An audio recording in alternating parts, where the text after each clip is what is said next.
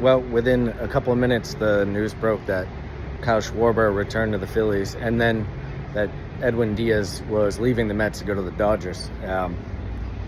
When the news came out about Diaz, my assumption was that it would be for a 5-year deal, because it sounded like the Mets were pretty firm at 4 and didn't want to go to a 5th year. So when it wasn't for a 5th year and at 3 years, $69 million, I think that's where Mets fans are even more surprised that the richest owner in baseball decided, or David Stearns, the Mets front office, everyone decided that wasn't a deal they were going to do. And I think that's a tough pill to swallow for Mets fans. Edwin Diaz has been a key figure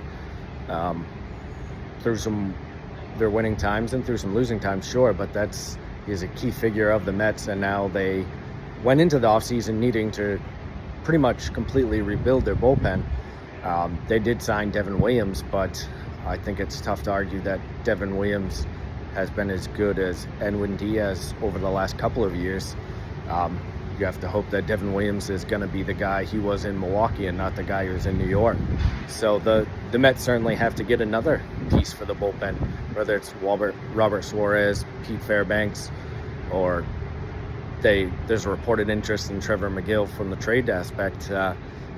They've got to do something else to add to the back end of that bullpen, because they can't just put all their pieces into Devin Williams, having lost Edwin Diaz. We'll see what else they do. Obviously, there's going to be more movement after both of these guys sign, but we'll see what happens here on day 2 in Orlando.